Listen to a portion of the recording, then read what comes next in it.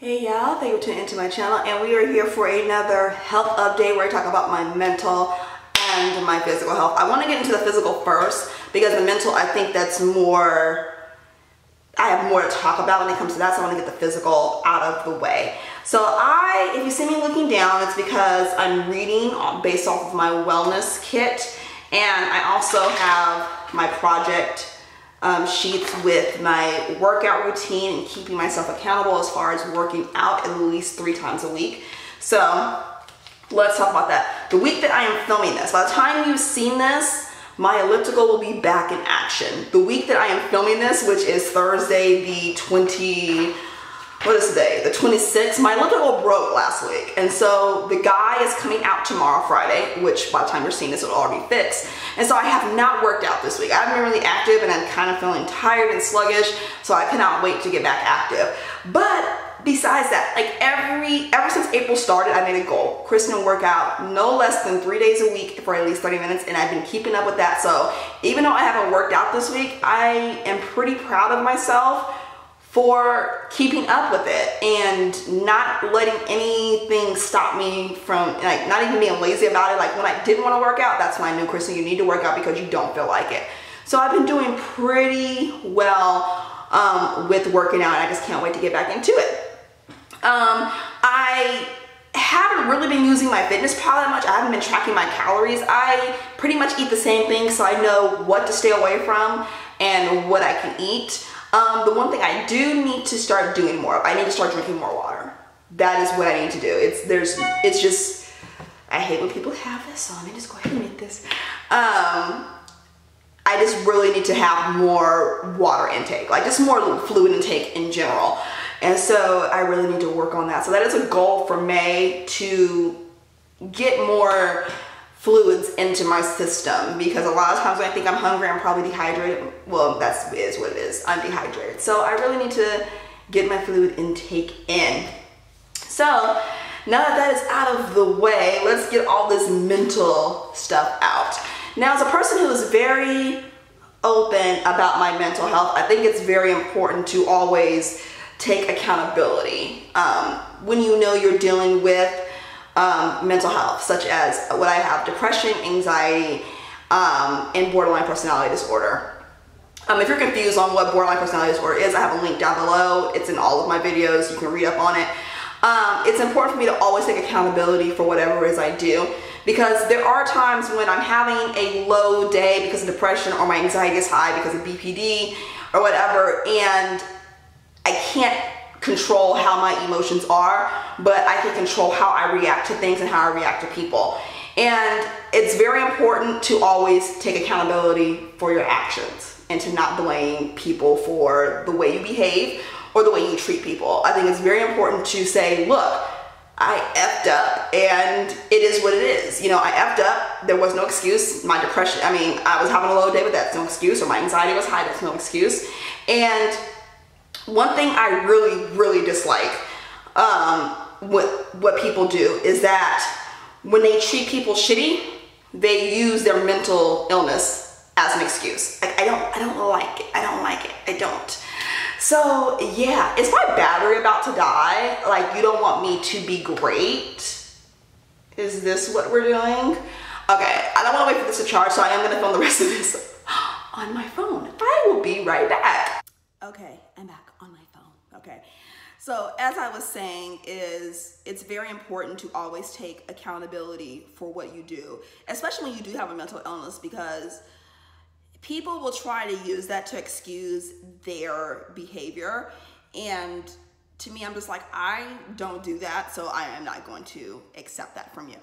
So anyway, let me get into how my mental health has been for the month of April. For the most part, it's been pretty good. There were some instances where I was just like, oh my God, I'm gonna pull my hair out. But didn't have a breakdown, didn't have a crying fit, didn't want to murder somebody. I mean, I think for the most part, I had a pretty good April. I'm on top of my medication every single day, not an issue there. And I always made sure I got some form of self-care in, whether it was a nap, whether it was binge watching a favorite TV show, or watching a favorite movie of mine. I always make sure I get self-care. And my goal for April was to make sure I always got at least 10 to 20 minutes of self-care in every single day. Sometimes it went over, but that was the least, at least get that in. And so I really did pretty well. And one thing that has really helped me with making sure I stay sane is making sure I stay busy and productive in a good way. And what I mean by that is I stay at home and I quote unquote work from home. Like my only job is YouTube. My other job is also making sure the house is taken care of and making sure my husband's taken care of and my kids are taken care of. I have one daughter who goes to school. She's in the 4th grade, and from about 7:50 till about 3 p.m. she's gone out of the house. And my other daughter does independent study, and she's home and she does schoolwork. She does schoolwork for about maybe 2 to 2.5 hours, Monday through Friday. And then on Mondays, she goes to meet with her teacher. Now, there's a lot I have to juggle, but I make sure I get everything done. For instance, since I do stay at home and I quote unquote work from home, there's no reason why my house is not clean. Like my husband, the only thing he asks of me, because I'm very fortunate where I get to stay home, I don't have to go to work. The only thing he asks of me is I just want a clean house. That's it. That's all he wants. And so that is what I do. I make sure my house is clean. It doesn't take away from anything anything else that's important. I always make sure that my oldest daughter, who is 15, I always make sure me and her get one-on-one time. And then when my youngest daughter gets out of school, we have one-on-one time. Sometimes we walk home from school. That's a good 20-minute walk and we get one-on-one time. And then at night, me and my husband get one-on-one time. And I don't have to forgo any of the important things in my life for the other.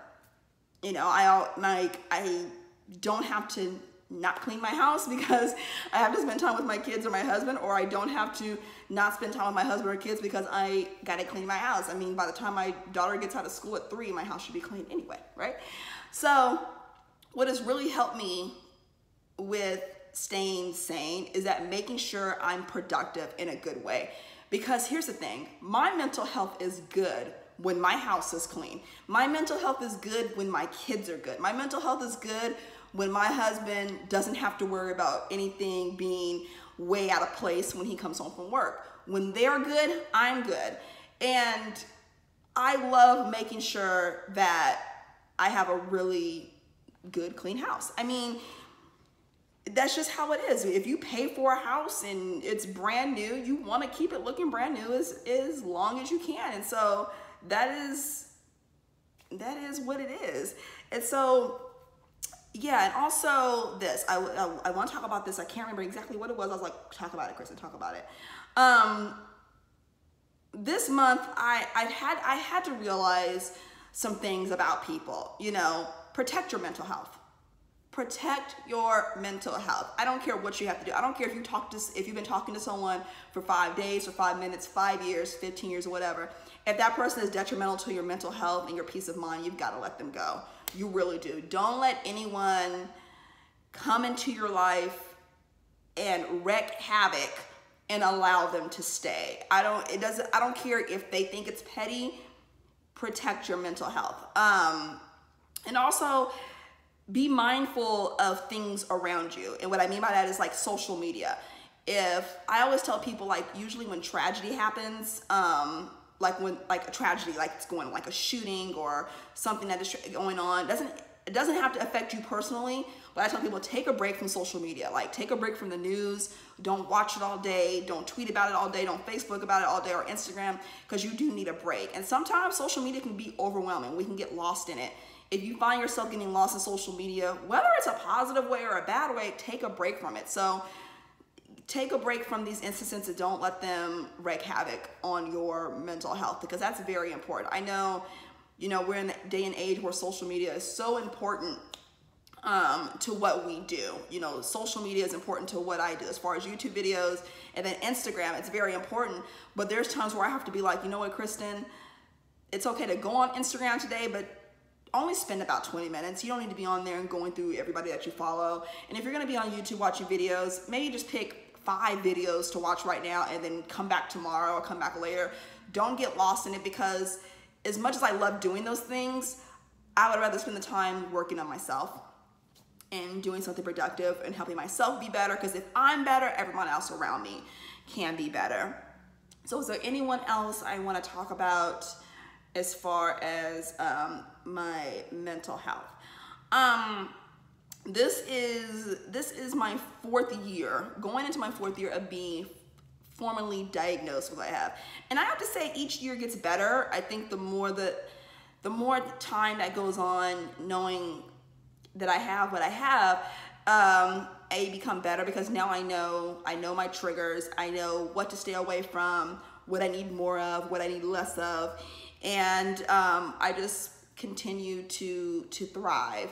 And the reason, and before I get out of here, the reason why I do these videos is to let people know that you can have a mental illness and be good, and you can still function, and you can still go to work, and you can still do all the things that quote unquote normal people do. And sorry, got an itch in my back, and lost my train of thought in the process. And that you can still do everything that you want to do. And also, I love doing these videos because there's always one person that says thank you for doing these videos. And I want it to be a learning experience for you. I want it to be a teachable moment. When you watch these videos, I don't want anyone to be like, girl, what the hell are you talking about? I want to be very, very clear. And I think it's important to be transparent when you're talking about mental health, and not blame situations or blame people for the way you're doing. Like, if I've gained 5 pounds, I'm not gonna blame that on because I was spending time with my husband, or I was spending time with my kids. I'm going to say I gained 5 pounds because I ate the wrong shit. You know, I'm gonna say I gained 5 pounds because I ate the wrong shit and I also didn't work out.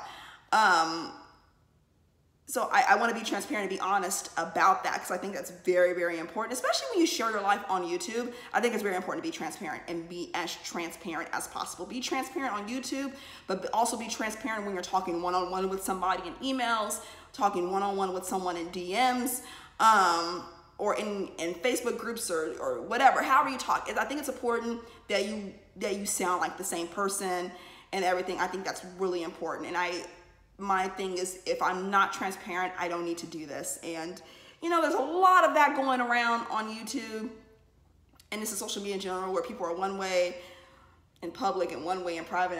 I just there's a thing called screenshots. I don't understand why you're like this, but yeah, I always want to be really transparent when it comes to me talking about mental health and letting you guys know, like, look, if I had a bad day or a bad month, I'm gonna let you know I had a bad month. And there was a couple of days this month where I had some bad days, and I didn't blame it on people. I didn't blame it on, and I just said, you know what, I'm having a low day. It's depression is kicking my ass, or BPD is kicking my ass, or whatever. And it is what it is. And I think it's important when you acknowledge that and you don't blame people or situations for the way you're responding, you're going to be better off in life. So yeah, I just want to come on and do this mental health / health update for you all. I hope you enjoyed this video. If you have any questions or comments, leave them down below. If you don't want to ask me publicly, if you want to email me or DM me, that's perfectly fine. And I will see you all next time. If you're not subscribed, go ahead and subscribe to my channel. I don't know what you're waiting on. And see y'all later.